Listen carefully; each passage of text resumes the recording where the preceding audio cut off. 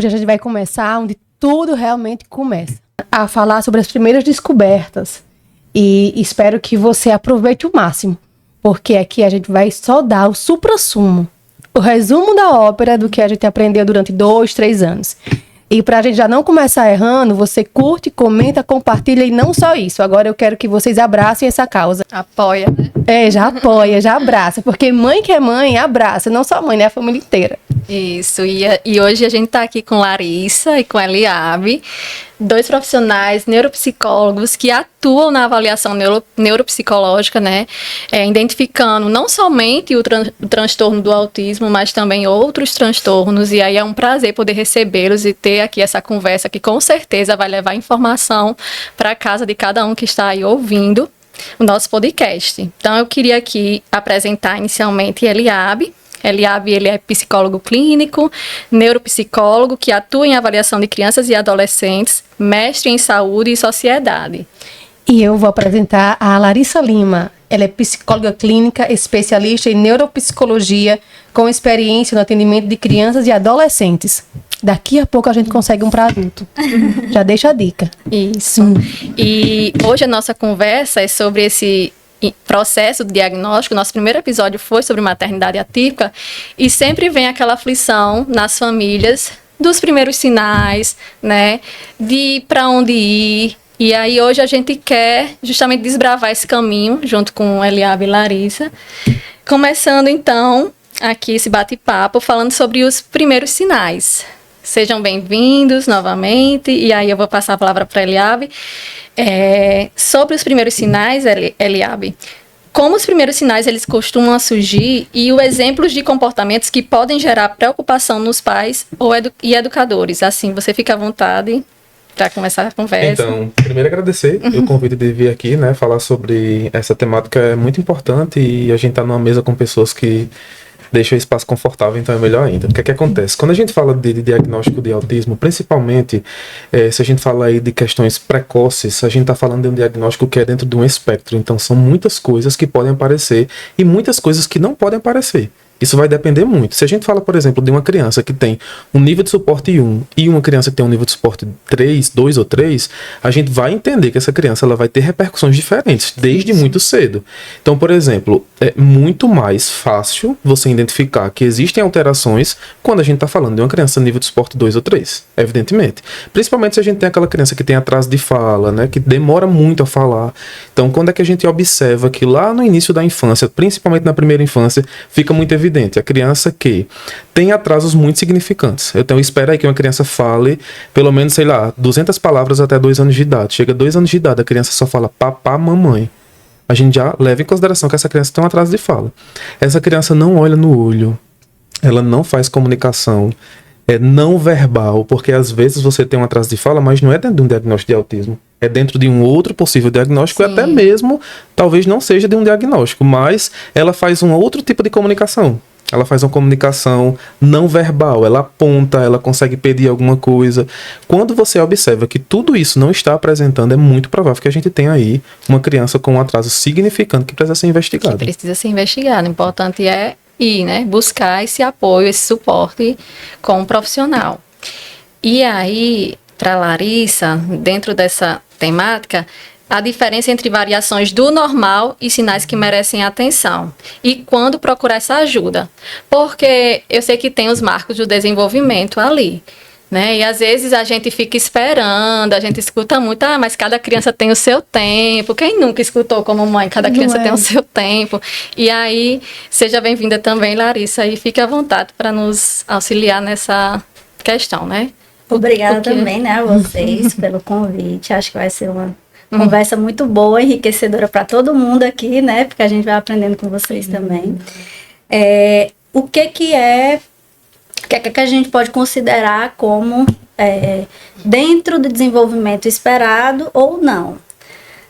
Essas características que a Eliabe colocou, né? O que é que você vai observar? A consistência e a qualidade. Quando ele fala assim, tem crianças que nível de suporte 2 ou 3 vai ser mais evidente. Mas uma criança nível de suporte 1, né, que tem uma linguagem, tem um repertório de vocabulário desenvolvido, você pode observar, por exemplo, a criança não consegue manter um diálogo consistente, né? Falta qualidade na troca, né? E isso aí já é um sinal de que aquela atenção compartilhada não está bem desenvolvida naquela criança, porque às vezes é muito, muito comum ouvir na clínica, por exemplo, os pais dizendo assim, eu não sei o que é que acontece na escola, eu pergunto, mas foi bom. O que é que aconteceu, né? Na escola, lanchei, fiz tarefa, mas você não sabe realmente o contexto do que aconteceu. Se não tiver muita motivação, muito questionamento daquele pai, a criança não vai desenvolver, não vai trazer informação de forma espontânea. Então, existem coisas, né, e eu costumo muito falar assim, que linguagem é muito mais do que emitir palavras. Emitir palavras... as crianças podem, principalmente essas de nível de porte 1. Agora, como é que é a qualidade disso, dessa comunicação? A criança consegue perceber a comunicação não verbal, as expressões faciais, a entonação de voz, que isso é outra coisa também que é muito que os pais podem observar desde o começo. Às vezes a criança tem uma fala muito formal, até não teve atraso de fala bem, tem um vocabulário bom, mas é formal demais para aquela faixa etária.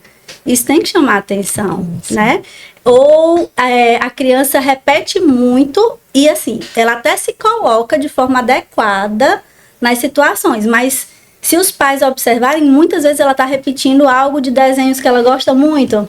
Entendi. E aí ela coloca de forma adequada na situação, mas foi exatamente o que ela ouviu naquele desenho animado, sabe? Então, essas coisas, essas sutilezas, podem ir fazendo com que os pais observem. E na escola, às vezes, essa questão de entonação de voz, da forma que se coloca, da troca com os colegas, principalmente, porque muitas vezes o adulto, ele vai mediando, ele vai conseguindo conduzir aquela conversa, aquele diálogo com a criança. Mas outra criança da mesma faixa etária não consegue se adequar àquele comportamento. Larissa, né? Então, assim, reconhecer cedo não é desespero.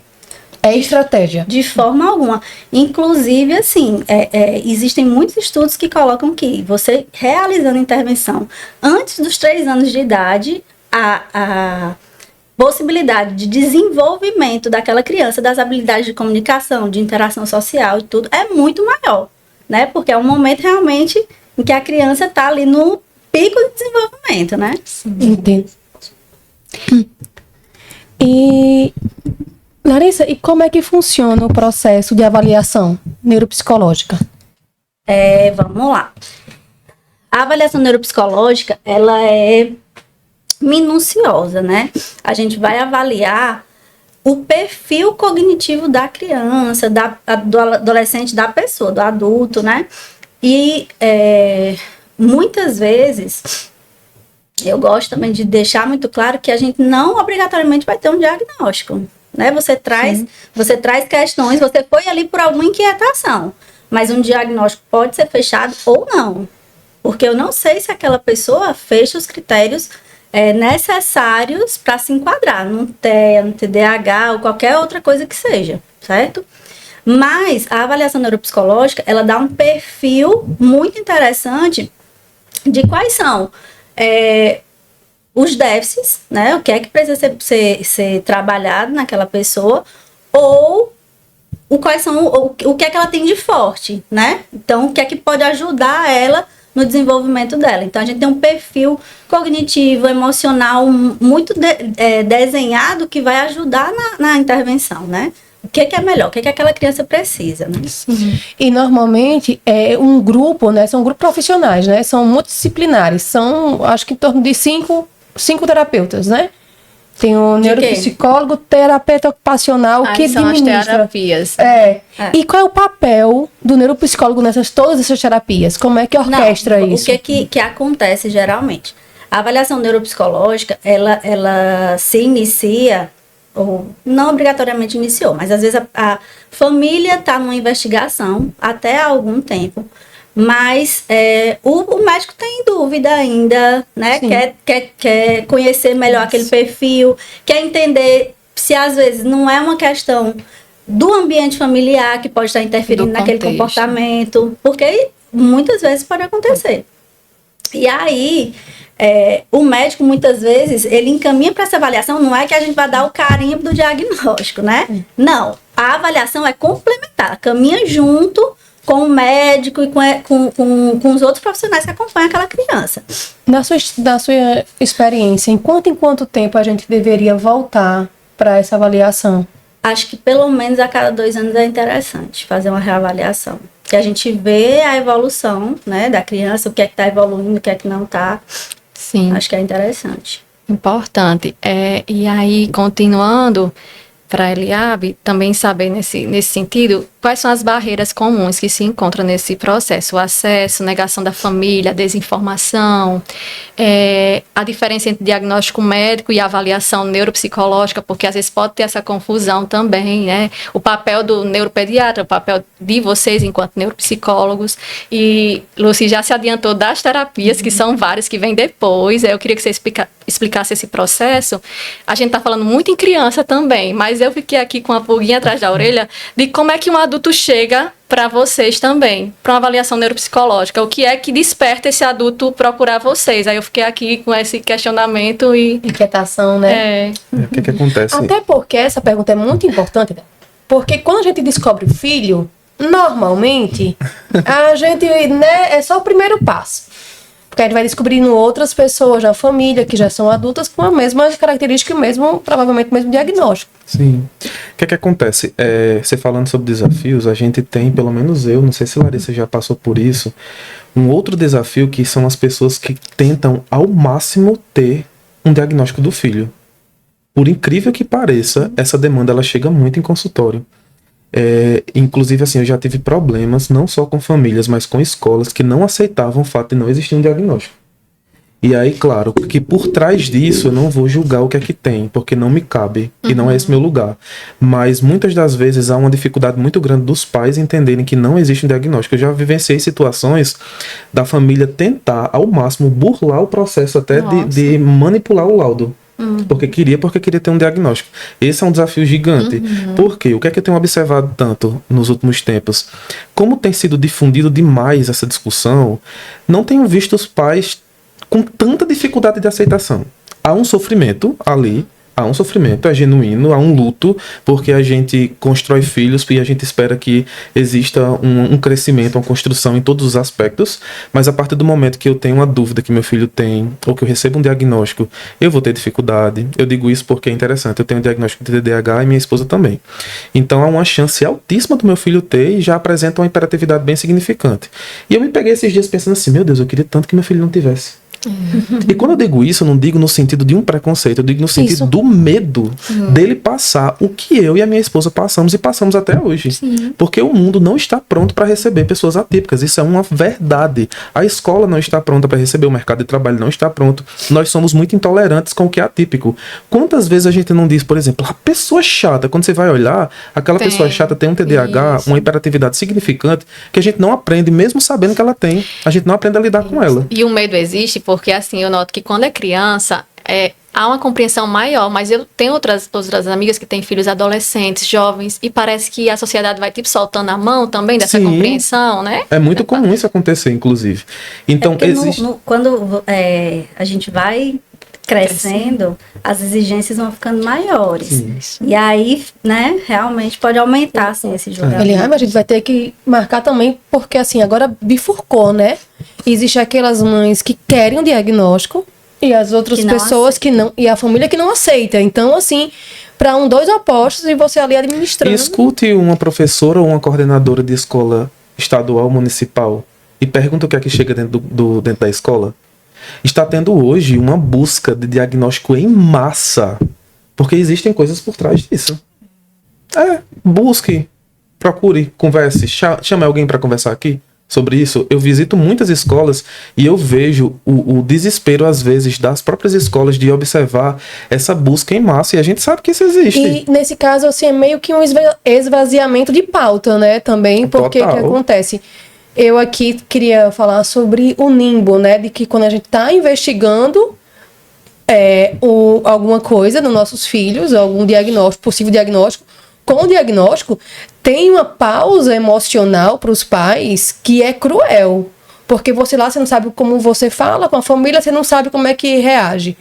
Mas aí você vai ver que existe por trás desse desespero normal, que é o que acontece normalmente com quem tem realmente o aspecto tá dentro, porque há limitações gravíssimas, e enquanto outras pessoas estão se apegando nessa possível realidade. Muitas pessoas. Por Inclusive, se a gente for para o DSM ele diz o que eu vou dizer agora. É só abrir lá no capítulo de neurodesenvolvimento que a gente vai ver.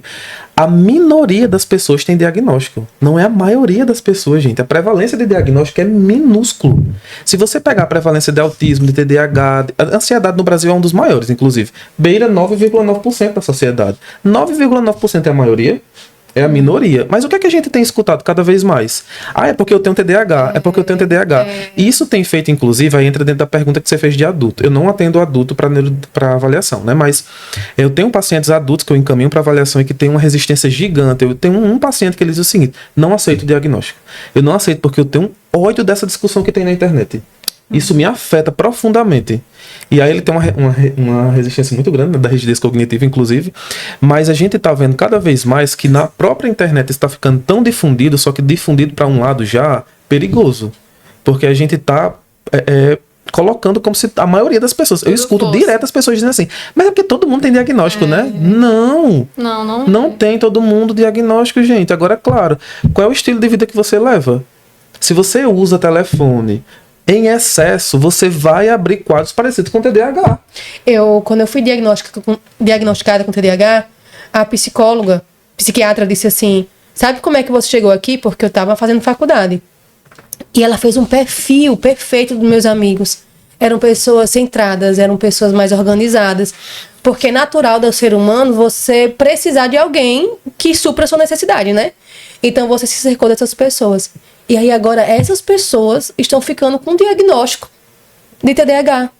Você tá entendendo? Tipo assim, então eles não tinham essa deficiência no início. Tem agora, depois de infância, mas o TDAH ele tem que ter os primeiros sintomas na infância. Pois é, só que o que acontece? Eles estão recebendo agora, mas eu acredito também que seja pelo que você falou. Porque a gente está sendo tão bombardeado com informações e que a gente não consegue parar, não consegue respirar. Mas que a gente tem a responsabilidade, importante isso também. Tem a responsabilidade, então procura o profissional para fazer a avaliação. Dentro da sua última pergunta dessa pauta, que é a diferença do diagnóstico médico e neuropsicológico, né? Todos dois têm o seu papel fundamental. Mas o que é que eu entendo hoje? Na neuropsicologia, inclusive, muitos médicos têm entendido isso, né? A gente tem muito mais tempo com o paciente. A gente tem instrumentos que são validados para vasculhar aquele funcionamento. E a gente vai fazer um estudo sobre a história de vida do sujeito. Então, evidentemente, a gente às vezes vai ter muito mais tempo para coletar dados e observar se de fato aquilo estava presente na infância ou se não estava. E entra até dentro de uma pauta que é um ponto que é um pouco complexo de você compreender, que é o diagnóstico de autismo nível de suporte 1. Às vezes eu não vi tão perfeitamente na infância, mas aí você vai ter que colocar uma lupa ali naquela infância e observar se existia um mascaramento que escondia isso, né? Aí quando a gente começa a abrir, aí a gente escuta a pessoa dizendo, esse ponto que você está me dizendo realmente acontecia quando eu era criança? Igual esses dias eu escutei uma pessoa dizendo assim, antes de sair para a escola ou para qualquer lugar, eu nunca tinha parado para pensar sobre isso. Ela disse, eu me olhava no espelho e dizia assim, e se a mãe pedir para eu falar com fulano de tal, como é que eu respondo? Aí ela ficava ensaiando o roteiro, mas ela não imaginava que isso era um ensaio social, né? Isso. Então é um negócio muito minucioso. Justamente, então o papel do médico ali, do neuropediatra, ele vai observar algumas coisas durante a consulta, mas ele vai provavelmente indicar para uma avaliação neuropsicológica, para que aquele relatório venha mais completo, né? Nem sempre o médico vai indicar para avaliação neuropsicológica, porque às vezes o perfil está tão bem nítido, desenhado, né? Que ele não solicita avaliação. Isso. Mas às vezes, ou porque a observação dele, né, o que ele fez ali com a criança, viu um perfil diferente, às vezes, do que relatado pelos pais, Sim, né? Porque como a gente estava colocando, às vezes tem os pais que querem um diagnóstico, mas tem pai que também nega. Isso. Então, tem os dois lados, realmente. Já vou entrar nessa. E aí, o médico, às vezes, para detalhar mais, solicita essa avaliação, mas não vai ser sempre, né? Inclusive, muita gente entra em contato, pergunta, Larissa, e aí, eu começo por onde? Comece por onde você ficar mais confortável. Se você quiser iniciar com a avaliação neuropsicológica, você vai levar muito mais dados para o médico. Mas se você já quiser começar pelo médico também, Larissa, não é um problema. Na minha visão, eu já aconselho começar com vocês, porque assim, o sim e não traz repertório para eu cuidar do meu filho. Né? Eu quero ver a essência do meu filho. E o neuropediatra não vai fazer isso. Ele vai dizer, tem autismo ou não tem autismo? Sim ou não? Mas a essência, quando a gente pega o laudo de vocês, tá ali a história toda do meu filho, é o que ele sente. E eu lembro que Larissa até falou pra mim, tem pais que chegam aqui achando que é um transtorno e não é. Tem pais que chegam achando que não é, que o filho não tem nada e é um transtorno. Então, assim, a importância do detalhe mesmo, porque os relatórios são bem... E o outro também, né? Porque um exemplo, você pode... como o que tá valendo no mundo é autismo e TDAH, aí a pessoa fica naquelas duas. Mas aí pode ter outra coisa, outro direcionamento que... Tanta coisa. O DSM é tão pequenininho. Ah, meu Deus do céu, né? Não. E eu vou entrar agora, pegando aí carona, porque lá em casa foi muito importante para o meu marido ouvir do profissional. Eu lembro que quando eu estava no processo de ver esses primeiros sinais em Davi, e eu passei 2 anos na minha casa, hoje eu falei disso no episódio passado, né? Passei 2 anos dizendo, olha, ele tem traços, e meu marido negando, você tá procurando coisa, você tá procurando doença. Então, eu fui chorando em parcelas, enquanto ele foi se revestindo de uma armadura.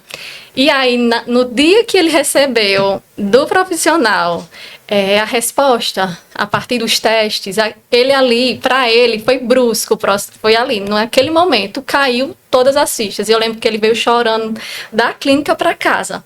Então, tanto que ele negou ali antes, era até uma forma dele, eu acho que dele se proteger, dele se resguardar. Então, nosso próximo ponto é justamente o impacto emocional e familiar, porque às vezes dentro da família, o pai e a mãe estão assim em ritmos diferentes nessa aceitação. Então, perguntando para vocês, como os pais costumam reagir ao diagnóstico? Vocês já presenciaram, acho que em inúmeras famílias, e como acolher emocionalmente a família nesse momento? Eu chego e respiro fundo. Assim. Porque, assim, eu acho que eu já tenho quase 10 anos que eu faço avaliação neuropsicológica. E eu acho que eu não acostumei ainda. Para mim, sempre é uma grande preparação essa entrega do relatório.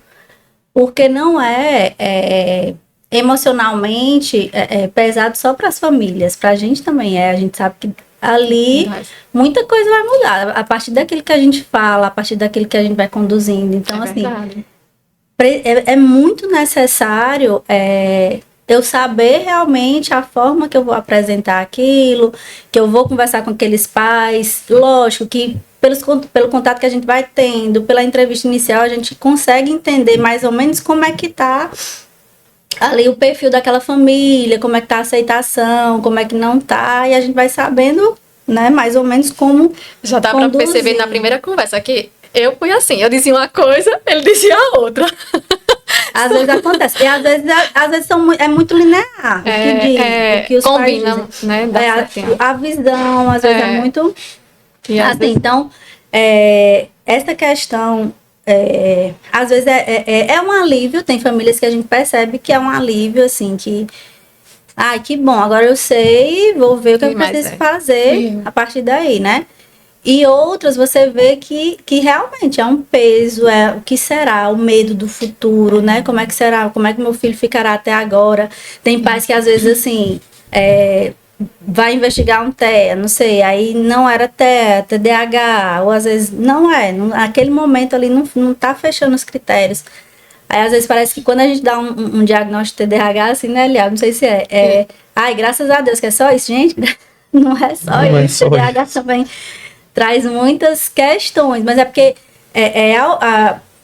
o TEA, ele traz, é como se as famílias hoje, não, TEA tem que fazer várias terapias e tal, e assim, não existe também receita pronta. Não, eu tenho autismo, essa pessoa tem autismo, então tem que fazer isso.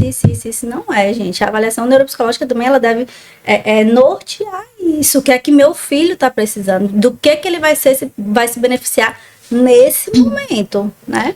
Eliane, fazendo só um pouquinho de advogada, assim, das mães. Porque eu sinto que quando a gente vai receber o diagnóstico, e aí a gente vai pegar essa informação e passar para os nossos próximos, depois para a sociedade, porque a gente vai apresentar o nosso filho de uma forma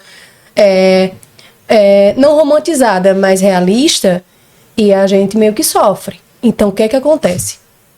O que é que você gostaria de falar? Porque isso aqui é o que vai fazer todo mundo mandar para compartilhar, assim, para avó, para tia, para prima. Por favor, assista, escuta, que para a gente chegar no diagnóstico, não foi em vão, né? Não foi não é um segundo que está analisando, né? Não é só porque a criança está ali brincando, tem um fragmento da vida dela. E às vezes a gente não tem também vernáculo, repertório para falar isso para nossas famílias. Sim. E aí a gente queria muito, que isso vai ser o maior presente, eu acho que desse episódio, é que vocês expliquem um pouco o que a mãe não consegue explicar para os avós, para os tios, para os primos, para os amigos, para todo mundo. Interessante que você falando sobre isso, eu lembrei de uma situação recente agora. Uma mãe, eu estava explicando exatamente para ela, né? E ela disse assim: você faz um favor para mim? Eu posso ligar para uma pessoa da minha família? Você pode falar com ela? Aí eu, por favor.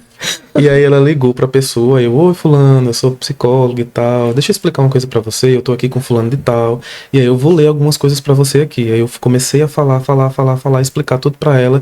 Aí ela, tá, e agora, o que é que a gente faz, né? Então, quando eu falei lá no início sobre a questão de que existe uma procura, eu trago isso como um desafio, porque na minha opinião, pra mim, né, enquanto profissional, eu acho muito mais difícil lidar com esse desafio de quem fica procurando o que não existe do que quem está com uma demanda e está sofrendo. Sim, porque eu não vou sofrer amargamente por isso, porque eu entendo que é um luto, e luto é um processo, todos nós iremos passar.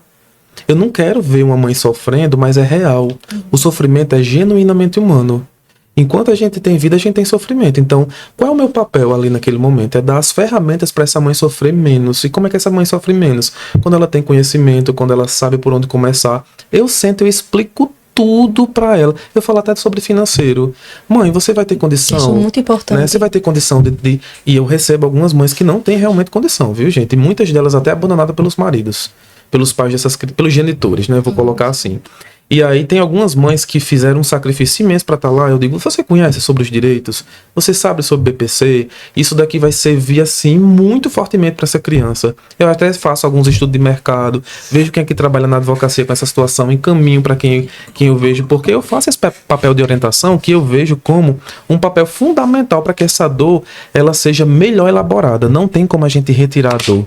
Não. Essa dor existe. É a mesma coisa de eu dizer pra vocês o seguinte, eu tava até falando sobre isso na internet, a gente perdeu uma gestação recentemente e aí a gente escutava muitas pessoas assim, mas é muito recente, né? Nem deu pra se apegar. Então quer dizer que as mães que estão tentando, elas não podem sofrer porque elas não tiveram um bebê na barriga? Então a grande questão não é você amenizar ou aumentar a dor, é você ajudar as pessoas a passarem por um processo que seja transformador, de ressignificação e que isso torne luta. Quando se torna luta, a gente faz com que isso universalize e que outras pessoas sejam atingidas de forma positiva. Eu acho que isso vai servir porque Samile teve o marido lá escutando, né? Só que às vezes a gente não consegue colocar a nossa família nisso. E às vezes a gente perde muito tempo tentando explicar o que a gente também não está entendendo. Porque é tudo novo. Sim. E o que é mais engraçado é porque toda fase é nova. E sabe o que você faz me lembrar agora com isso? Eu já tive algumas discussões saudáveis com colegas da neuropsicologia, eles diziam assim, comece a usar mais esses termos no laudo, faça isso. Acho completamente desnecessário. Não me venha ensinar palavras difíceis para colocar num laudo. Eu não coloco. Não adianta. Eu explico termos no laudo. Mas eu escutei de uma profissional dizer o seguinte... é só pesquisar no Google. Não é só pesquisar no Google.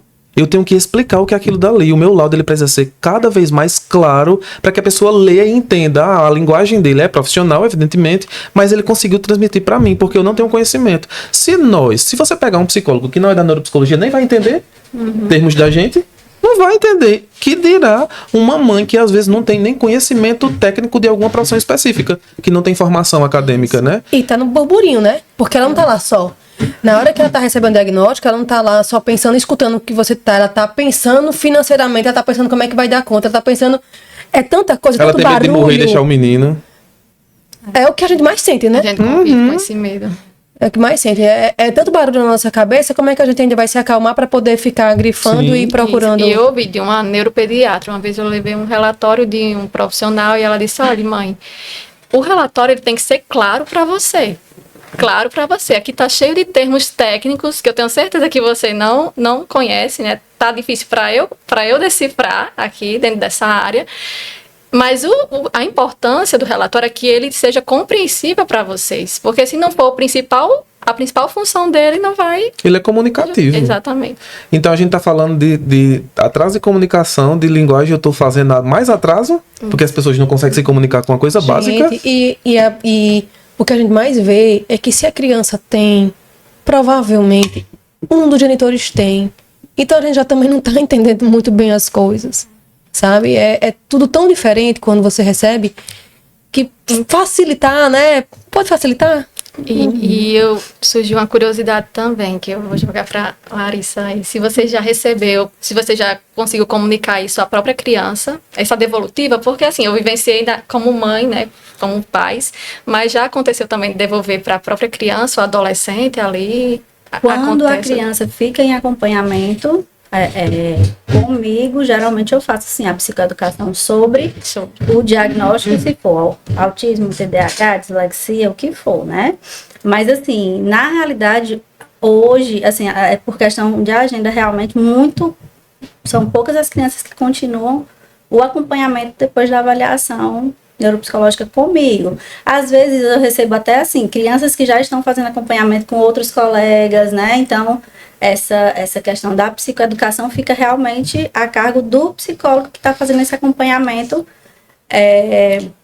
com a criança. E eu geralmente oriento muito, realmente, que seja conversado sobre.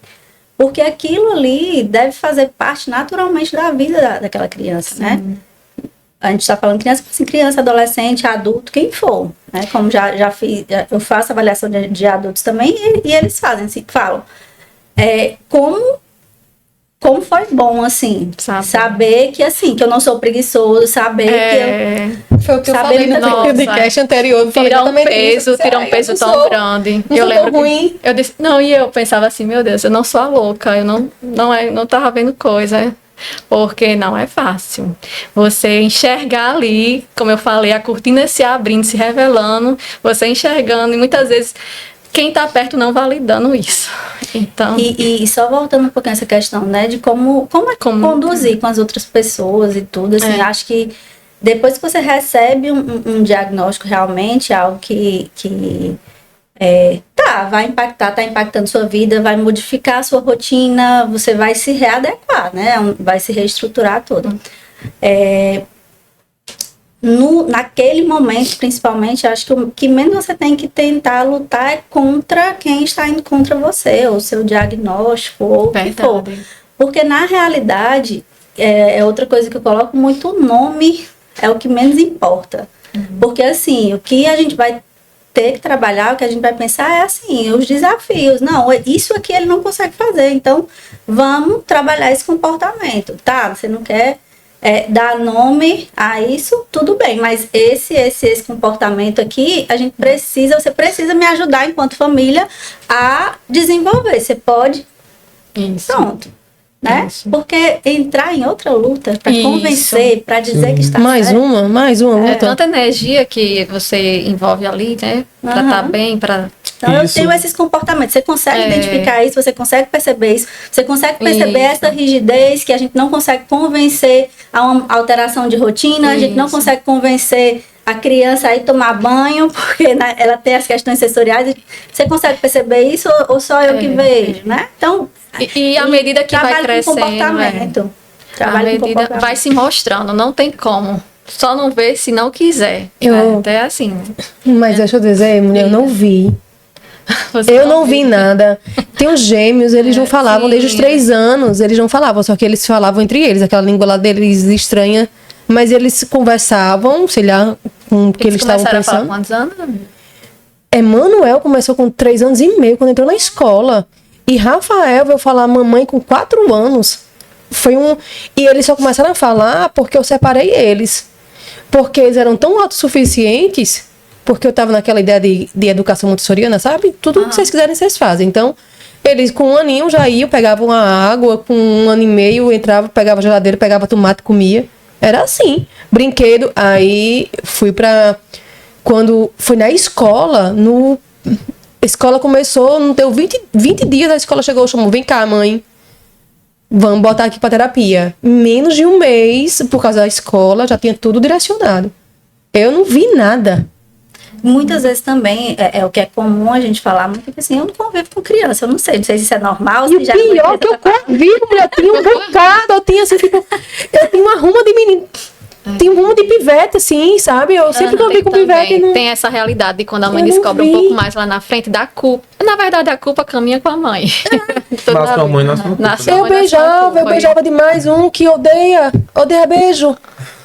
Agora que ele tá aprendendo, assim, agora ele vai dar um beijo, ou se coloca pra receber um beijo, mas eu agarrava, o nome de Felícia, agarrava mesmo. Sim. E ele chorando, e eu não sabia que eu tava... Por isso, a importância de buscar ajuda, de fato, porque o neuropsicólogo, eu acho assim, ele não vê só ali pontualmente, ele vê essa realidade da família, ele vai na escola, que é importante saber, porque é como a criança se revela em cada ambiente, né? Aprendi isso com vocês. Não é só como ele é em casa, como ele é na escola, como ele é na igreja, como ele é na pracinha. Então, assim, como ele é em diferentes ambientes. E aí, se esses comportamentos se tornam frequentes, acontecem com frequência, tem também uma frequência, né, que é estudada aí. Então, se esse comportamento acontece com frequência, a gente tem que despertar para, olha, tem alguma coisa que não está aqui dentro desse padrão. Então, a gente precisa saber. Então, para mim, tirou um peso das minhas costas, porque quando eu recebi esse diagnóstico e meu marido aceitou, quando validou pelo profissional, tirou um peso, porque ali eu já tinha o apoio dele, ali ele entendeu, ali caiu a ficha total e foi outra vivência, porque agora a gente tinha um norte, né? Não estávamos mais perdidos ali, a gente estava agora com um caminho direcionando a gente para onde a gente deveria caminhar agora. Então, tem muito isso, desse alívio. E tem um detalhe que a gente não falou ainda, você sabia? Qual? A avaliação neuropsicológica, ela não é só para ver o que está alterado e ver se tem um diagnóstico, é para ver potência. Esse é um ponto muito importante. Eu lembrei agora de um caso, eu recebi uma menininha e ela tinha muitas alterações, alteração de comunicação, de linguagem, ela não tinha feito desfraude ainda com 8 anos de idade, uma série de alterações. E aí ela fechou 2 diagnósticos, mas no meio do caminho eu descobri uma habilidade incrível da menina, que era uma habilidade de envolver o corpo em tudo que tinha movimento. Então ela dançava muito, ela tinha uma elasticidade no corpo perfeita, que ela amava ginástica. Essa avaliação é tipo para altas habilidades ou é outra coisa? Não é, né? Dentro de tudo, dentro de uma avaliação você vai entender quais são as habilidades que estão preservadas dessa criança, né? Para você também trabalhar uma questão, porque a gente tem uma lógica muito de fazer o seguinte: pega o que não é bom, o que está alterado, seja numa criança típica ou atípica, e fomenta crescer isso daí. Só que você está levando em consideração, não está levando em consideração 2 coisas, dopamina e motivação. Se você pega uma criança que você vai treinar só aquilo que ela não é boa, ela não vai ter motivação para treinar isso. Sim. Aquela ideia de que a gente era criança, se você é ruim em matemática, você tem que treinar matemática, tá errado. Você não tem que treinar matemática. Você tem que treinar aquilo que gera motivação. Sim. E a matemática, a partir da motivação que você tem, ela vai ser trabalhada. Então, pega a gente adulto, você é boa em gestão ambiental. Você vai querer ficar fazendo cálculo matemático toda hora? Verdade. Eu trabalho com neuropsicologia. Eu vou querer ficar trabalhando com engenharia? Não, eu tenho que potencializar cada vez mais as minhas potências. E na criança isso é muito real. Eu vejo uma criança que tem uma característica, eu vou fazer com que essa característica dela cresça cada vez mais. Porque até mesmo essa característica vai ser um pilar da vida dessa pessoa. Você precisa ser bom em tudo? Não. Evidentemente que a gente não vai fechar os olhos para as coisas que estão alteradas. A gente vai trabalhar com construção de sinapse, neuroplasticidade, essa coisa todinha. Porém, o que é que essa menina, por exemplo, que tá com déficit de comunicação, ela pode trabalhar algo que está preservado? Coloca, mãe, essa menina num balé. A menina amava dançar. Ela pode ser, daqui a pouco, alguém que vai ser notória no mundo. Ela pode não ser uma incrível cientista, mas ela pode ser uma bailarina, ela pode ser uma Rebeca Andrade da vida. Todo indivíduo tem potencial. E é aquela coisa, assim, né? É bom a gente entender quem é essa criança, né? Seja ela com TEA, sem TEA, mas quem é essa criança? E aí, Eliabe falando, eu lembrei, assim, que muitas vezes a gente coloca, né, indicação de esporte coletivo, de algo para fazer em grupo. E aí, é muito comum os pais perguntarem, e aí, o que é melhor? Então, para cada criança vai ter um melhor. Vai depender do que ele se identifica, né? Porque a gente sabe que é importante, mas o que é que ele se identifica? É com natação? Às vezes a criança não gosta de água. Vai para natação? Não vai. Né? Gosta de correr? O que é que a criança gosta de fazer? Então, dependendo do que ela gosta, aí o esporte é direcionado, né? Essa questão aí a gente entra para um outro, né? Outro caminho, porque ele tem que gostar e a gente tem que ter na cidade algo para oferecer, porque às vezes não é. Eu vejo que, até eu falei, meus filhos estavam com uma dificuldade, porque escreviam ruim, não sei o que, e aí eu coloquei eles na casa do piano. E aí expliquei minha necessidade, eles prontamente aceitaram e colocaram eles assim, em uma estrutura que facilitou muito. Em menos de 2 meses, meu filho realmente estava conseguindo pelo menos escrever o nome dele, porque ele não tinha essa habilidade de pegar num lápis, pela coordenação motora fina que ele não tinha. E melhorou muito, muito, sabe? Duas coisas que não teriam nada a ver, nada a ver. E aí ele tá lá, aí ele tá aprendendo a tocar. E o jiu-jitsu. Porque como ele não tem coordenação motora fina, ele bate em todo mundo. E você falou até que eles se regulam também tocando o teclado. Às vezes vai pra se acalmar, vai lá pro teclado, a música. A música faz essa conexão perfeita. E aí, assim, a Casa do Piano, assim, abriu essa porta e tá investindo. Porque o que acontece? Às vezes, existe a vontade da criança, mas não existem profissionais habilitados para lidar com aquela criança, sabe? E eles gostavam da música, tá? Também tem que ter isso. Às vezes vão ter crianças que não gostam. Não vão gostar. Então, exatamente. É isso, é você realmente olhar para isso. Qual é? O que é? O que é que ele se interessa? No que ele é bom? Como é que a gente poderia fazer? Como é que a gente poderia adaptar uma coisa para ajudar na outra? E é isso mesmo. Isso. E vocês comentando sobre isso, eu lembrando que justamente a estrutura não é igual para todos. A gente estava até comentando antes de começar o podcast, e eu queria também aproveitar esse momento para vocês poderem comentar como é que isso acontece, gente, no setor público, né, dessas famílias que percebem esses primeiros sinais, que aí não tem uma condição, uma estrutura. O que é que a gente tem hoje no serviço público, se vocês puderem comentar, o que é que se tem hoje, o que é que não se tem. Eita, polêmica. Só pra gente... E olha, a gente vai pra quê?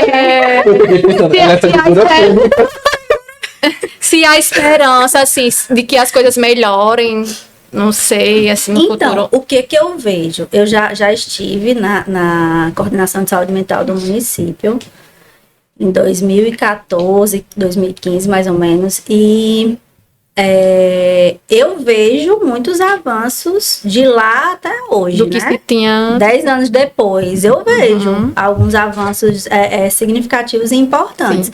Mas a gente pode dizer que tá ideal? Não tá, né? A gente tá aqui falando de avaliação neuropsicológica, mas hoje não existe, até onde eu tenho conhecimento, não sei se a Eliabe sabe de algo assim, não existe hoje um profissional no município que realmente esteja ali para realizar a avaliação neuropsicológica, né?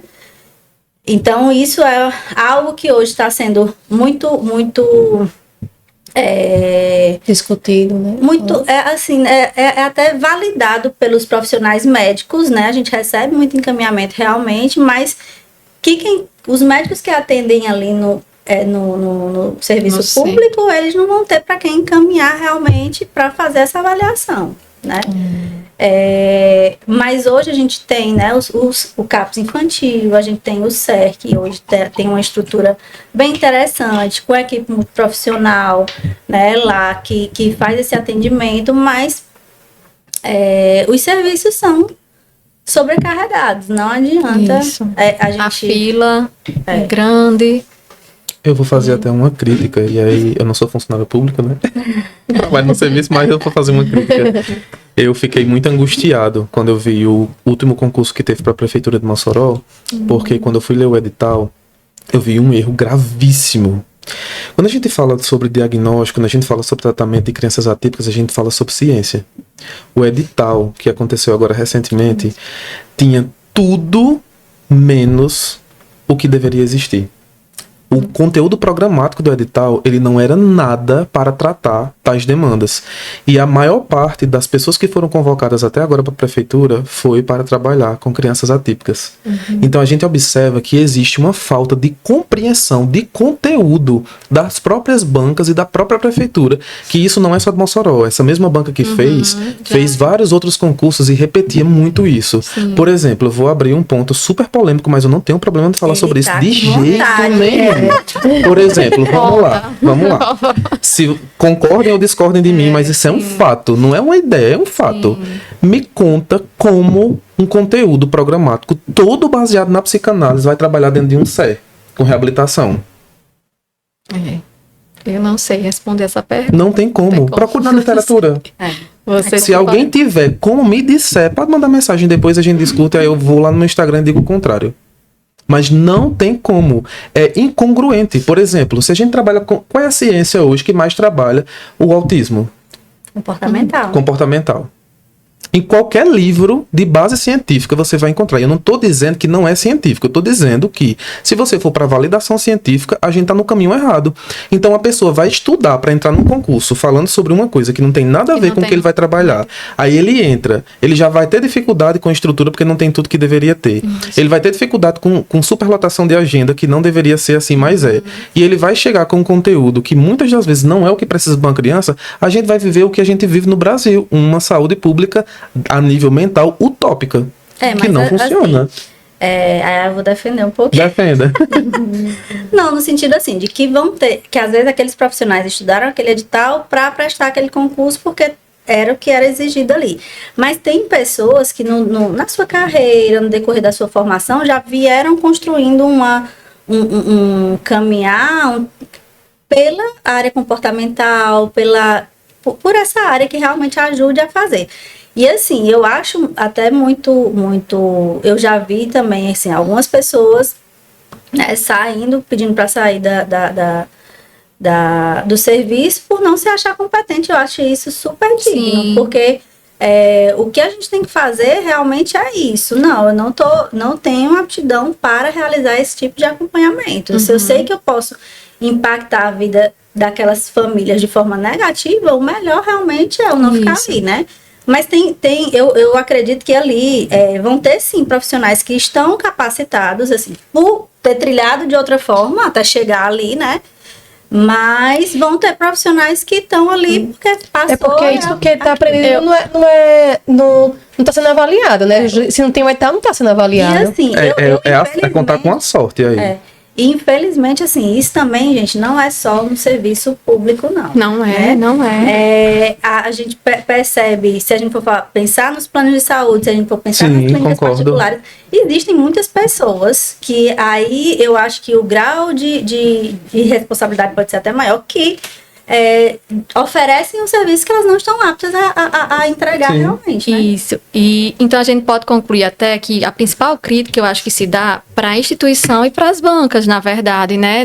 Porque muitas vezes é um padrão de edital que vem. É a minha crítica, aí, inclusive. Né? Principal, as instituições realmente, porque de fato elas não vão conseguir promover o ideal de estrutura e a gente ainda encontra essas falhas, vamos dizer assim, básicas, né? No edital que poderia realmente vir, mas aí vai depender de quem entra, né? De cada indivíduo ali que está entrando e que tem a sua formação que vai construindo ao longo da vida. Para a gente finalizar nosso última pauta aqui é: e agora? O que fazer após o diagnóstico? O diagnóstico, ele aponta o caminho, ele aponta uma direção. Então, vem aí, após os diagnósticos, intervenções, terapias, rede de apoio, a importância do plano terapêutico individualizado. Acho que a gente falou já um pouco disso, da importância de conhecer o indivíduo, né? A importância de conhecer. Então, o que é que vocês poderiam contribuir com relação a isso, assim, do que vem depois do diagnóstico, como as famílias elas podem perceber se aquele processo, aquele plano, aquelas terapias estão, de fato, surtindo o efeito esperado? Como a gente pode ter esse... Então, geralmente, depois de realmente se fecha um diagnóstico, vão ter encaminhamentos para intervenções, né? E aí, vai depender realmente do perfil daquela criança, como a gente já até conversou assim sobre isso.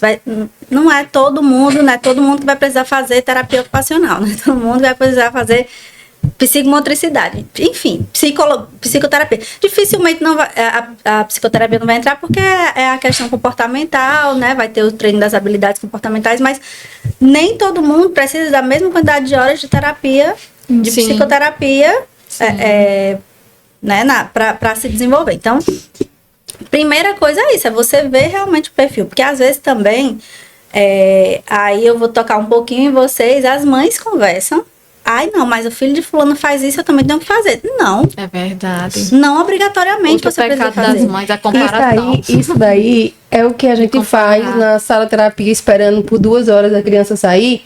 Aí a gente fala, olha, faz essa terapia que funciona. Mas às vezes a sua criança não precisa. Entendeu? Assim, às vezes, assim, é muito melhor você entender e focar na qualidade do que na quantidade, né? E isso vale para as terapias também. Então, o que é que realmente meu filho precisa? E aí, a partir daquilo ali, eu vou desenvolvendo, né? Tem um filme que, sabe, eu não lembro, acho que da nossa... Corre, Forrest, corre, sabe aquele que o cara fica correndo, assim? Parece Forrest Gump, né? Quando você recebe o diagnóstico, é Forrest Gump. Fica um bocado gritando, corre. E aí a gente começa a correr, a gente começa a pressionar a fone, a gente pressiona. Menino, Aí eu vou entrar na outra pergunta para a Eliabe. Então, como evitar o excesso de terapias, porque vai vir assim... ou informações confusas, e qual seria a orientação prática de o que priorizar? Eu acho que também vocês já falaram mais ou menos, mas para fechar esse bloco... É interessante isso, porque o que é que acontece? Essa comparação, ela existe, e a gente tá tendo tanta informação que a gente não sabe nem o que fazer com essa informação. Às vezes até a gente profissional, né? É muita coisa ao mesmo tempo. Eu acredito que exatamente o que Larissa falou é uma questão individualizada. E o neuropsicólogo, eu me lembro até de Isabel Azim falando sobre isso, ele é meio que um coordenador nessa hora. Ele coordena aquilo que ele observa que a criança tem de maior necessidade. Por isso que eu acredito que em qualquer lugar que a gente esteja prestando um serviço, seja público, seja plano de saúde, seja privado, a gente tem que ter diversidade. A gente tem que ter diversidade profissional para que a gente tenha ali exatamente o que a criança precisa, a pessoa precisa, né, de um modo geral. E a gente precisa ter também uma noção que é o seguinte, a sobrecarga de terapias que essas crianças vivenciam. Esse é um ponto. Às vezes, na minha opinião, o que é que eu observo? Mas esse daqui é porque a criança precisa desenvolver essas habilidades. Mas às vezes, a sobrecarga cognitiva está tão alta que não tem neuroplasticidade. A criança não vai suportar. A criança às vezes precisa de um turno inteiro para ir para a escola, e às vezes já tem um AT lá, né? Aí ela precisa de um outro turno para ficar 3 horas no aba, para ter fono, para ter terapia alimentar, para ter terapia ocupacional, para ter atividade física, né? E tanta coisa que a criança chega assim, morta, exausta. Eu acho que vai muito assim do olhar dos profissionais da família para ir adequando isso, até essa quantidade, porque realmente a gente sabe que a questão da intensidade é importante, principalmente em crianças menores, né? É importante a gente ver a diferença. Para fazer assim, a diferença lá. Até eu tenho um paciente que ele é mais velho e ele estava com muitos comportamentos inadequados, mais agressivo e tal. E aí ele fazia TCC, né? Porque é outra coisa também. As pessoas acham que todo mundo que tem TEA tem que fazer aba, não obrigatoriamente. Sim. Tem pessoas que vão se beneficiar bastante com o TCC, entendeu? Que é a terapia cognitivo-comportamental. certo? Então, não obrigatoriamente é necessário. E aí, ele fazia TCC, mas foi um momento que a gente precisou rever o plano, né? Porque ele estava tendo muitas alterações. E aí foi quando eu sugeri que a gente passasse para o ABA, fizesse intervenção com AT também. E hoje a criança é uma outra criança. Ele estava em sofrimento por não ter algumas habilidades sociais, só que era necessário ser trabalhado na escola, essas habilidades, né? Lá na clínica não tinha como individualmente ele fazer. Se eu colocava ele em grupo, eram com crianças que ele não tinha intimidade, não tinha um relacionamento do dia a dia, que já é diferente, né? Que a gente consegue trabalhar as habilidades sociais nesses grupinhos, mas quando você está ali no dia a dia com aquelas crianças, a sua relação é diferente, né? E a importância também de diálogo entre esses profissionais, né? Sobre aquela criança. É importante essa troca. Assim, eu vejo às vezes profissionais que se fecham também, os terapeutas, não dão essa abertura para conversar o grupo, mas é fundamental você ter aquela troca, você ouvir ali em grupo, em conjunto, pensar o plano para aquela criança. O que eu vejo agora, o que aconteceu até agora recentemente, foi uma contradição. Terapias que é para ser feitas individualmente, o plano está colocando alguns profissionais para trabalhar na mesma sala. Aí as terapias que era para ser em grupo foi cancelada. Também. Como foi isso? Por que isso? Porque como é que você vai ensinar a lidar? Uns 10 podcasts. Os planos de saúde. De cabeça. Eu vou aproveitar para a gente ir encerrando, e aí eu queria ouvir a palavra de despedida de cada um.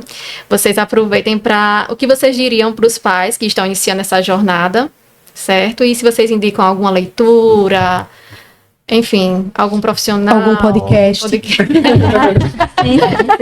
Algum. Entre nós. Tá entre nós. À vontade, que a gente já está caminhando para finalizar. Pode... Não, tudo bem. Eu esqueci a pergunta. O que você diria para os pais que estão começando essa jornada, ou até para o adulto, né? Para o indivíduo, na verdade, que descobriu recente, que está nesse processo. O que é que você, enquanto profissional, deixaria de recado? Assistir? Entendi. Assista o podcast Entre Nós, né? Que eu acho que tem muito conteúdo interessante. Leia, mas saiba... Tenha conteúdo, mas saiba onde você está encontrando. Fazer igual uma paciente minha. Ela disse assim, Eliabe, 11 anos de idade. Onde é que eu encontro informação sobre esse assunto que eu queria conversar? Porque eu sei que TikTok não dá certo. 11 anos de idade. Tinha mais consciência do que muito adulto que eu atendo. E aí o que é que acontece? Eu acho que a gente tem que ter conhecimento, a gente tem que conversar, a gente tem que escutar as pessoas, procurar profissionais, realmente. Entender que a gente passa por situações na vida que muitas delas a gente não escolhe. A gente não escolhe nascer com um diagnóstico. A gente não escolhe ter um filho com diagnóstico. Mas tem muitas coisas na vida que são fatos, e contra fatos a gente não tem muito o que fazer. O que é que a gente faz? A gente acolhe isso e vai ressignificar. E ressignificar diz respeito a aprender. Me perguntaram esses dias o que era ressignificar. Eu disse, aprender algo novo. Então, se eu estou num sofrimento ali que não passa, eu entendo isso por um outro viés, por outra forma, eu estou dando um sentido novo àquele sofrimento. Né? Por exemplo, tenho medo do meu filho ter um diagnóstico. Tenho, mas se ele tiver um diagnóstico eu vou sofrer, vou chorar, aí depois eu vou aprender uma coisa nova e transformar essa dor, esse choro numa luta. E aí a gente vai transformando esse mundo num mundo melhor. Que bom. Né? Bom, assim, a gente acabou colocando também algumas coisas, né, no decorrer, assim, acho que a primeira coisa que os pais precisam fazer é olhar para si, olhar para o seu filho, tentar respirar um pouco, dar um passo de cada vez, né? Não se sobrecarregar querendo abraçar tudo de uma vez, né? Ele colocou, muitas vezes o financeiro naquele momento não é possível. Muitas vezes eu vou ter que aguardar o plano de saúde, fazer algumas autorizações. Então, assim, manter a calma inicialmente para começar o quanto antes, mas de forma equilibrada. Até porque você vai estar precisando orientar e conduzir a vida de outra pessoa, e isso não é fácil, né? Sim. Eu tenho 2 filhas, e minhas filhas, uma é TDAH e a outra nada, né? E eu vejo muita diferença, assim, do suporte que eu precisei dar inicialmente para minha filha mais velha e do suporte que eu não dou para minha filha mais nova. E como elas funcionam muito diferente, né? E eu acho que tem muito disso, né? De não deixar de lado essa intuição mesmo de mãe, de pai, de eu preciso fazer isso, né? De conversar com aqueles profissionais que vocês confiaram, porque com certeza quando você escolhe um profissional, você está confiando naquela pessoa. Então, converse, troque. Não obrigatoriamente você precisa esperar o profissional te chamar ali, vai lá, conversa as tuas angústias, não deixa acumular, para você ter uma direção, né, melhor, né? Exato. E aí, depois disso, a vida vai toda se encaixando, assim, vai. Eu queria, se possível, fazer só um detalhe numa fala anterior, mas em relação à questão da possibilidade de um pai ou de uma mãe que usa o serviço público e escuta uma fala como a minha, que acaba sendo até um pouco polêmica, né? Quando eu falo, por exemplo, que a gente tem uma utopia em relação a tratamentos de saúde mental no Brasil, e não é só Mossoró, é no Brasil do modo geral, e quando eu falo, por exemplo, de uma crítica dessa a um edital, eu estou falando que não existe diversidade em alguns momentos, e que às vezes a gente precisa lidar com a sorte, com a sorte do profissional ter uma habilitação, com a sorte do profissional ter trabalhado. E também não estou dizendo que A ou B abordagem, ou A ou B forma de trabalhar não é boa ou é ruim, ou que não presta. Não é isso. É que a gente tem que ter realmente diversidade no serviço. Certeza. Quem tem condição de pagar vai escolher exatamente o que o médico diz assim, isso daqui é bom pro seu filho. Mas a gente sabe que a grande maioria das pessoas não tem condição de pagar. Então, se a gente não tem essa diversidade, a gente não tem uma diversidade de formação, a gente está tendo um furo no processo de construção aí de novas habilidades para as nossas crianças. Vai ficar só um pouquinho mais longa a despedida, só para eu fazer um adendo que você disse. É necessário a gente conversar também sobre as competências, porque, embora que a nossa lei seja referência no mundo inteiro, a gente precisa de decretos regulamentadores, porque não existe decretos regulamentadores para trabalhar nesses lugares, com as especificações, né, com as especialidades que requer. Então, não temos isso. E quem poderia fazer são também os deputados federais, sim, senadores, que deveriam já estar trabalhando e estar se antecipando a essas lacunas que acontecem com a gente aqui no município. Estou falando do município, qualquer outro município do país, sim, certo? Não estou falando especificamente de um município. E o que acontece? Como o Congresso não faz essas leis, não limita, aí fica para qualquer pessoa legislar. Aí tem legislação para cada município, para cada estado, e aí vai aumentando a discrepância também, sim, de lugares, né, que o poder público está querendo ou pode investir mais ou menos. E isso também é uma pauta muito importante que acredito eu que merece sim um podcast inteiro falando sobre da legalidade, porque até porque eu fico imaginando as pessoas gritando e pedindo e nem sabe para quem tá pedindo, não sabe para quem tá cobrando, sabe? E eu acho que quando você tá com uma mãe na agonia, ela tá brigando com todo mundo.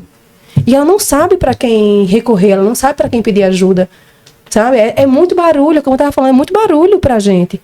E aí quando a gente pode clarear, como você tava fazendo, é muito melhor, né? Um direcionamento profissional é excelente. Que todo mundo tivesse acesso a isso, né? Ao melhor. A gente fala Enquanto isso, a gente vai continuar falando e vai continuar, se falar, ajudar um pouquinho, assim, a disseminar essa mensagem, a provocar essa crítica, a gente vai continuar fazendo isso, que eu acho que é o mínimo que a gente pode fazer pelos nossos e por outros também. E aí eu queria deixar essa mensagem de agradecimento por essa dupla maravilhosa, que eu sou suspeita para falar, que eu conheço os dois, e vocês têm feito um excelente trabalho, não só do ponto de vista profissional, mas o acolhimento que vocês façam, assim, eu sinto que é genuíno, e que bom que a gente tá junto nessa caminhada, que bom que vocês aceitaram o convite, puderam estar aqui conosco, e eu queria deixar um recado, que eu já escutei, né, que diagnóstico ele não é destino, diagnóstico ele é um ponto de partida, não de chegada. Então, é um caminho que se aponta para que ali você vá conhecendo aquele indivíduo, conhecendo a sua criança, desenvolvendo suas potencialidades e ajudando naquilo que ele mais precisa. Então, muito obrigada, gente. Obrigada a vocês, né, pela confiança.